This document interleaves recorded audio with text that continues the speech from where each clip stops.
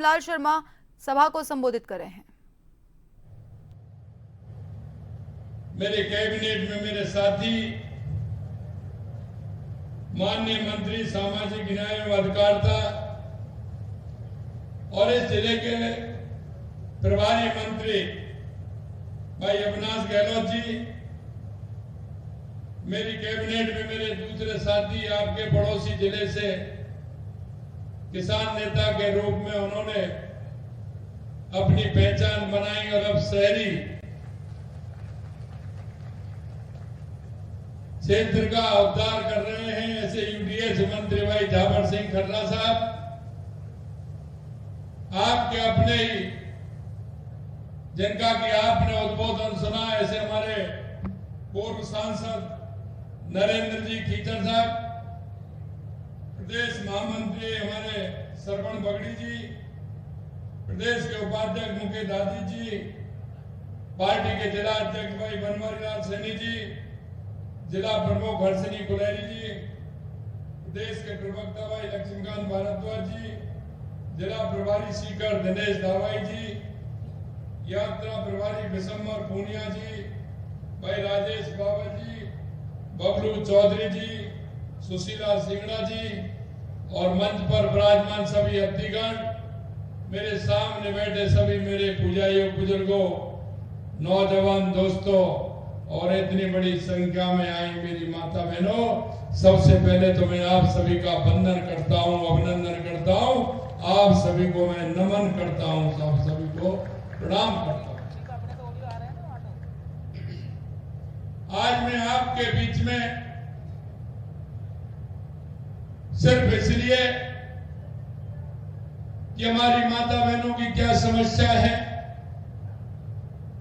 हमारे किसानों की क्या समस्या है, हमारे युवाओं की क्या समस्या है, आमजन से एक मिलना होगा, हमें इस क्षेत्र के लिए क्या करना है, इसलिए मैं आपके बीच में आया हूं। मैं सौभाग्यशाली हूं कि आप सभी के एक साथ मंडावा विधानसभा के सभी भाई और बहनों का दर्शन का लाभ मिला है। निश्चित रूप से मैं धन्य हुआ हूं कि एक साथ आप सभी के दर्शन का मुझे सौभाग्य मिला है, क्योंकि आपने देखा है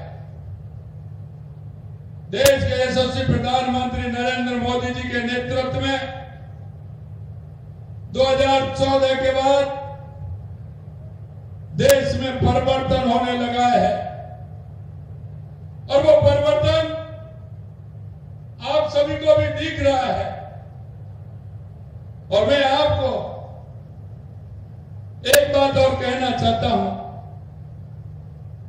कि उस परिवर्तन में जो देश के यशस्वी प्रधानमंत्री नरेंद्र मोदी जी ने 4 जातियों का जो उल्लेख किया है, उनके परिवर्तन की मिसाल हमारे प्रधानमंत्री जी बने हैं। उन्होंने कहा हमारा युवा, हमारी महिला, हमारा किसान और हमारा मजदूर अगर मजबूत होगा तो हमारा प्रदेश भी मजबूत होगा, हमारा राष्ट्र भी मजबूत होगा। ये बात मैं इसलिए कहना चाहता हूं कि गरीब कल्याण की योजनाओं को लेकर के माननीय हमारे देश के यशस्वी प्रधानमंत्री जी चले हैं। पहले गरीब कल्याण की योजनाएं कागज पर चलती थी। कांग्रेस के लोग कहते थे हम अगर 1 रुपया बेचते हैं तो 15 पैसे पहुंचता है। मेरे भाई और बहनों, मैं आपसे कहना चाहता हूं, अब केंद्र से अगर 100 रुपए आते हैं तो 100 के 100 रुपए आपके खाते में जाते हैं। ये बड़ा परिवर्तन प्रधानमंत्री जी ने किया है।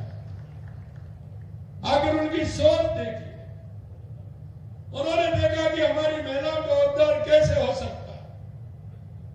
उन्होंने देखा कि हमारी महिला शौच के लिए रात्रि का इंतजार करती है, सुबह जल्दी बदलती जाती हैं।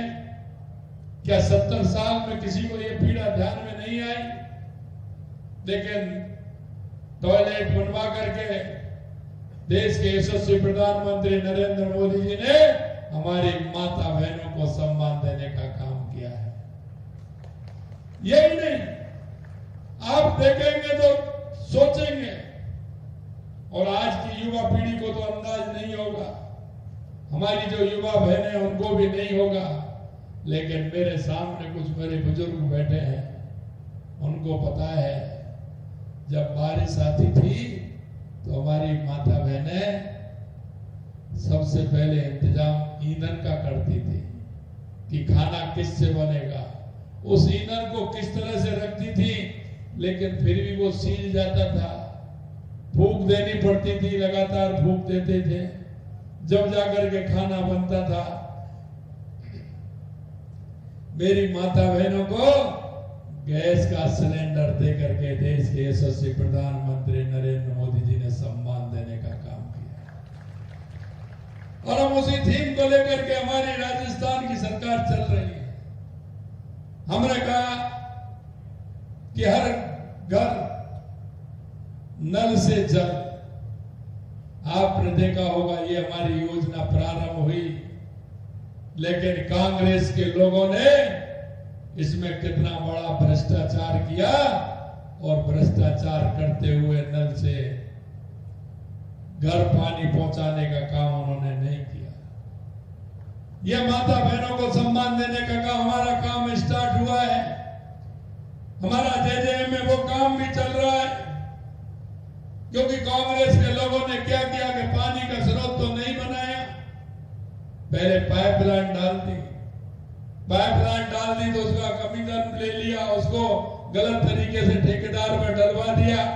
अब पाइपलाइन भी डल गई, पाइप भी गंदे डल गए, ये भी डल गए। अब ये कह रहे हैं कि हमारे पास जांच एजेंसी आ रही है। मैं आपसे पूछना चाहता हूं, ऐसे लोगों की जांच होनी चाहिए कि नहीं होनी चाहिए?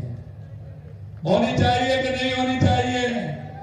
अब ये कहते हैं कि ये तो जांच एजेंसी आती है, जांच एजेंसी अपना काम करेगी, आप क्यों डरते हो? सच्चे हो तो खड़े हो जाइए, मन क्यों मारते हो? अंतरात्मा से पूछिए कि जनता के पैसे का आपने कैसे दुरुपयोग किया है। मेरे भाई और बहनों, मैं आपसे कहना चाहता हूं, क्योंकि मैं नहीं सुनता आया था शेखावाटी के लिए यमुना का पानी आना चाहिए, चाहे वो प्रदेश की सरकार कांग्रेस की हो या केंद्र में कांग्रेस की सरकार या हरियाणा में कांग्रेस की सरकार कितनी बार रही है। मैंने सुना है आपके झुंझुनू में तो कांग्रेस के बड़े नेता जैसे ही चुनाव आते थे तो सफेदी डलवा देते थे कि यहां होकर के आएगी यमुना का पानी, यहां होकर के आएगा, शिलालेख भी लिखवा देते थे। चुनाव आते जब उनको यमुना का पानी नजर आता था, वैसे उनको कुछ नहीं दिखता था। ऐसे कई नेता हैं, प्रदेश में भी रहे, वो मंत्री रहे, केंद्र में भी मंत्री रहे, लेकिन कभी उन्होंने शेखावाटी के लिए काम किया क्या? मैं आपसे मेरे भाइयों में कहना चाहता हूं, हमारी सरकार आते ही हमने देखा कि राजस्थान में क्या आवश्यकता है। सबसे बड़ी आवश्यकता किस बात की है? मैं आपसे पूछना चाहता हूं, राजस्थान को सबसे पहले क्या चाहिए, ये आप ही बता दो मेरे को। क्या चाहिए राजस्थान को? क्या चाहिए? पानी चाहिए। मेरे भाई और बहनों, मैं इसलिए कहना चाहता हूं कि शेखावाटी को तो जरूरत है, लेकिन पूरे राजस्थान को जरूरत है। और हमने आते ही हमारा पूरा नक्शा बनाया, पूरा कार्यक्रम बनाया। हमने कहा राजस्थान के हर जिले को पानी कैसे मिले। हमने ERCP के माध्यम से, रामजल सेतु के माध्यम से 17 जिलों को पानी देने का, बाकी 4 लाख हेक्टेयर भूमि में कृषि भूमि होगी, 3 करोड़ लोगों को पीने का पानी मिलेगा। इसके लिए हमने ERCP की योजना लेकर के आए। दूसरी हमारी योजना थी यमुना के पानी की, अगर हरियाणा से यमुना का पानी आएगा तो मेरा शेखावाटी का क्षेत्र खुशहाल होगा, मेरा किसान खुशहाल होगा। क्यों? ये धरती है शेखावाटी की, मुझे पता है कितनी सम्माननीय धरती है। यहाँ का किसान मेहनत करता है और किसान का बेटा वो जवान सीमा पर देश की रक्षा करता है। ऐसी धरती को मैं प्रणाम करता हूं, नमन करता हूं। मेरा सीना गौरव से फूल जाता है जब मैं जाता हूं, कहीं भी सीमा पर जाता हूं, किसी प्रदेश में जाता हूं और मैं पूछता हूं कि आप कहां के रहने वाले हो, सैनिकों से मुलाकात होती है। वो कहते हैं कि मैं सीकर का हूं, मैं झुंझुनू का हूं, मैं चूरू का हूं। मेरे को लगता है कि मेरा भाई मेरे को इतनी दूर यहां भी मिल गया और मेरे राजस्थान का स्वाभिमान वो बढ़ाने का काम कर रहा है। हमने जब यहां यमुना के पानी की योजना बनाई तो विधानसभा में कांग्रेस के कई लोगों ने फिर से पूछा कितना पानी लाओगे, कैसे लाओगे? मैंने कही चिंता मत करिए, पूरा पानी लेकर के आएंगे। आप नहीं लाए, लेकिन नहीं लाए वो तो कोई बात नहीं, लेकिन मैं एक बात आपसे कहना चाहता हूं और वो मैं इसलिए कहना चाहता हूं, अगर वो आपके बीच में आए तो आपको उनसे जवाब जरूर पूछना है, आपसे उनको सवाल करना है। वो इसलिए करना है मेरे भाइयों, जब वोट आता है तो भाई की बात करते हैं, जाति की बात करते हैं, समाज की बात करते हैं, अपने की बात करते हैं। अरे मैं कहता हूं भाई तो वो होता है जो समय पर काम आता है, भाई वो नहीं होता जो समय पर अपनी चाहत के हिसाब से जाता है।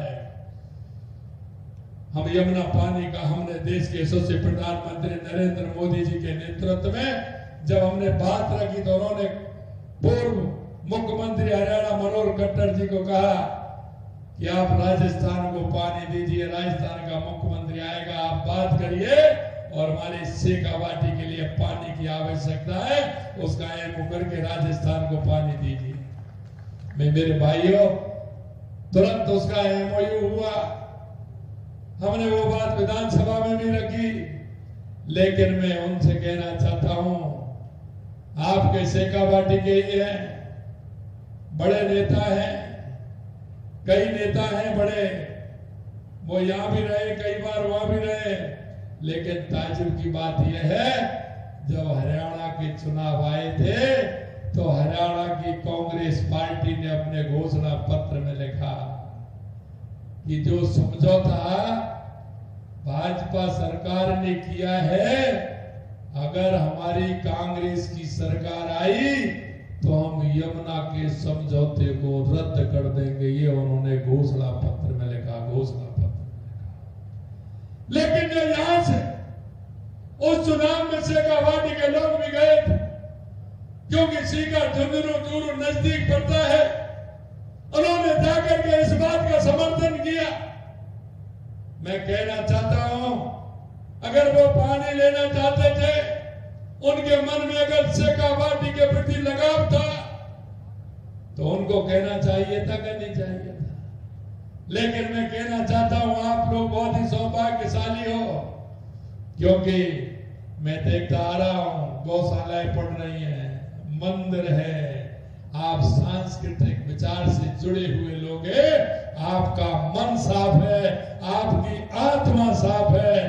मुझे लगा और मैंने हरियाणा के चुनाव में कहा था, और मैंने ऐसे नहीं कहा, वो मैंने मेरे सब भाई बहनों के भाव और भावना के आधार पर कहा। जब मैं हरियाणा के चुनाव में गया, मैंने कहा कांग्रेस ये दिमाग से निकाल दे कि वो यमुना का पानी का हमारा समझौता रद्द करेंगे। रद्द तो जब करेगी जब वो आएगी, जब आएगी नहीं तो क्या करेगी? क्योंकि मुझे पता है आपकी भाव और भावना जो है वो ऐसी साफ है कि हरियाणा के अंदर भी आपके मन ने वह कांग्रेस को सबक सिखाने का काम आपके द्वारा हुआ है, आपके द्वारा हुआ है। ये मैं आपसे कहना चाहता हूं। लेकिन हमको उनको पूछना चाहिए, हमें उनको पूछना चाहिए कि आप बात करते हो ना, वोट मांगने के लिए आते हो। और मैं आपसे कहना चाहता हूं, क्या कोई अभी वोट है क्या? कोई चुनाव आने वाला है क्या? अभी कोई चुनाव है क्या? मेरे से कई लोगों ने कहा आप 47-48 टेम्परेचर में जा रहे हो, बारिश के बाद मौसम ठंडा हो जब जाना। मैंने कहा भाई मैं तो किसान का बेटा हूं, मैं देख रहा हूं 4-5 दिन पहले आप फसल काट रहे थे, हमारी माता बहनें फसल काट रही थी, गेहूं काट रहे थे, उसको खलिहान में से लेकर के आए। अभी हम तो किसान है, कोई धूप लगती है क्या? किसान को धूप लगती है क्या बताइए? किसान तो खेती में काम करता है तो वो छाता लेके थोड़ी करता है। तो मैं भी तो किसान का बेटा हूं। मैंने कहा धूप से फर्क नहीं पड़ता ना सर्दी से फर्क पड़ता है। ये किसान है, ये धरती का सीना चीर के अन्न उपजाता है, इसको धूप और गर्मी से कोई लेना देना नहीं। मेरे भाइयों मैं इतना ही कहना चाहता हूं आप सभी से कि हमने यमुना का समझौता किया, हमारे हरियाणा के चुनाव आ गए, इनके अंदर बौखलाहट आ गई कि क्या हुआ। मैंने क्यों चिंता कर रहे? चुनाव बाद हमारी सरकार बनी और सरकार बनते ही हमारे डीपीआर की टास्क फोर्स हमने गठित कर दी, 2 मीटिंग हो गई, जल्दी हमारी डीपीआर बनने वाली है और जल्दी यहाँ का काम प्रारंभ होगा। ये मैं आपको विश्वास दिलाने के लिए आपके बीच में आया। मित्रों मैं इतना कहना चाहता हूं, कहने को तो मेरे पास बहुत कुछ है, बहुत कुछ है। मैं कह सकता हूं आपके यहाँ क्षेत्र में कितना काम किया है, हमारी सरकार ने कितना पैसा बजट में दिया है, वो भी मैं बता सकता हूं। लेकिन सिर्फ मैं इतनी बात कहना चाहता हूं आप सभी से, हम देश के यशस्वी प्रधानमंत्री नरेंद्र मोदी जी के नेतृत्व में जो संकल्प पत्र में हमने आपसे वायदा किया है, हम एक एक वायदे को हमारी सरकार पूरा करेगी। हमारी हर योजना आपने देखी होगी, उस योजना को हम लेकर के आए, चाहे हमारा किसान हो, किसान के लिए जो सम्मान निधि हो, भूमि विकास बैंक के लिए हमने पैसा दिया हो, चाहे हमारा गोपाल क्रेडिट कार्ड हमने दिया हो। हम किसान की एक एक बात को जानते हैं, किसान को क्या चाहिए। हमारे युवाओं को हमने आपने देखा, हमने कहा हमारे पहले बजट में हम युवाओं को 1 लाख नौकरी देंगे। कांग्रेस के लोग हमसे विधानसभा में पूछते कैसे दोगे आप? अरे मैंने कहा देखते जाइए कैसे दोगे आप देखते जाइए। करेंगे आप पैसे 1 लाख नौकरी देना संभव नहीं है। मैंने कहा आप डायरी पेन जेब में रखिए, डायरी पेन जेब में रखिए, नोट करते चलिए। मैंने अभी उनको कहा 69,000 नियुक्ति पत्र हमने दे दिए। जुलाई में बजट आया था, हमने कहा 1 लाख देंगे, जुलाई तक लिख ले जाना, 1 लाख नौकरी देने का काम हमारी सरकार करेगी, हमें बताना था। हमने पूरे साल का हमने कैलेंडर बना दिया। 1,88,000 पाइपलाइन में है। मैं युवाओं से और युवा बहनों से मैं कहना चाहता हूं आप मेहनत करिए, और आपसे भी कहना चाहता हूं हमारी माता बहनों से, हमारे बुजुर्गों से, अपने युवा भाई बहनों से मेहनत कराइए। कौन सी परीक्षा में बैठना चाहता है, कौन सी में करना चाहता है, मेहनत करिए और निश्चित रूप से राजस्थान की सरकार हमारे युवाओं के सपनों को पूरा करेगी, पूरा करेगी, पूरा। क्योंकि हमें पता है, हम इस बात को भी जानते हैं कि अगर हमारा युवा मजबूत होगा तो हमारा प्रदेश मजबूत होगा, हमारा किसान मजबूत होगा तो हमारा प्रदेश मजबूत होगा, हमारी महिला मजबूत होगी तो हमारा प्रदेश मजबूत होगा, हमारा अंतिम पंक्ति में जो हमारा भाई खड़ा है वो अगर मजबूत होगा, SC ST के लोग हमारे मजबूत होंगे तो हमारा प्रदेश मजबूत होगा। हमारी केंद्र और राज्य सरकार की योजना है, उन योजनाओं का लाभ देने के लिए हम सबकी जिम्मेदारी है।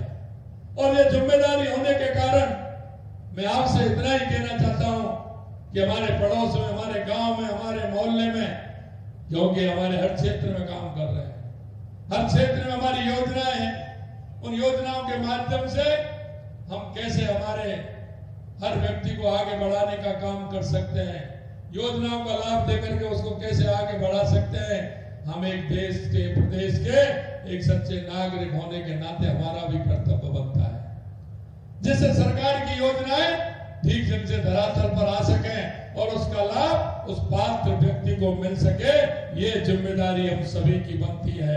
इसलिए मैं कहना चाहता हूं कि आपके पड़ोस में कोई बीमार माँ हो, बुजुर्ग माँ हो, कोई बुजुर्ग हमारा ताऊ हो, कोई दिव्यांग भाई हो, कोई बेरोजगार युवा हो, मैं नौकरी की बात 4 लाख की करता हूं तो कांग्रेस के लोग कहते हैं कि 5 साल में 4 लाख कैसे दे दोगे? मैंने 4 लाख तक पहुंचा दिया है। मैंने कहा ऐसे में दे दूंगा और बचे होंगे तो मैंने कहा है कि 6 लाख प्राइवेट नौकरी देंगे हमने अभी आपने देखा होगा राजस्थान किया, 35 लाख करोड़ रुपए के एमओयू हुए, 3 लाख करोड़ रुपए के 3 महीने में जमीन पर उतर गए। मैं ऐसे युवाओं से भी कहना चाहता हूं, युवा बहनों से भी कहना चाहता हूं कि अगर अपना काम कुछ खोलना चाहें, अपना कोई काम करना चाहें तो उसके लिए भी हमारी सरकार में प्रावधान है। आप आइए, हमारे प्रदेश को मजबूती करने में अपना पूरा सहयोग देते हुए हमारे राजस्थान को मजबूत करें। यही मैं आप सभी से कहना चाहता हूं। आपके बीच में मैं आपकी बात सुनने के लिए आया हूं। कुछ बातें मेरी ऐसी हैं जो आपसे बैठ करके भी करूंगा, लेकिन कुछ बुला करके भी करूंगा, कुछ ग्रुप में भी करूंगा। लेकिन मैं इतना कहना चाहता हूं, ये विश्वास करिए, ये सरकार आम जन की है, आम जन की सरकार है, आम व्यक्ति की सरकार है। हम उस संकल्प के साथ आपके बीच में आए हैं कि हमारा जन जन की सेवा हम कैसे कर सके, उन लोगों की तरह नहीं जिन्होंने सपने तो दिखाए, हमेशा झूठ और लूट की राजनीति की, जाति धर्म की राजनीति की। मैं इतना ही कहना चाहता हूं, आप सभी को विश्वास दिलाता हूं कि आने वाले समय में हमारा ये झुंझुनू, सीकर और चूरू ये हमारे ऐसे होंगे जिले, क्योंकि ये कहते हैं हम आलू से सोना बना देंगे। भाई वो तो मैं नहीं करता, वो मशीन तो मेरे पास नहीं है, लेकिन मुझे विश्वास है कि मेरे शेखावाटी के किसान को और उसकी जमीन को पानी मिलेगा, वो जरूर जमीन में सोना उगाने का काम करेगा। इतना ही मैं कहना चाहता हूं। आप सभी के पुणे में बहुत बहुत धन्यवाद देना चाहता हूं। आप सभी के दर्शन का लाभ मुझे मिला। आप सभी को बहुत बहुत धन्यवाद। जय हिंद, जय भारत, जय राजस्थान।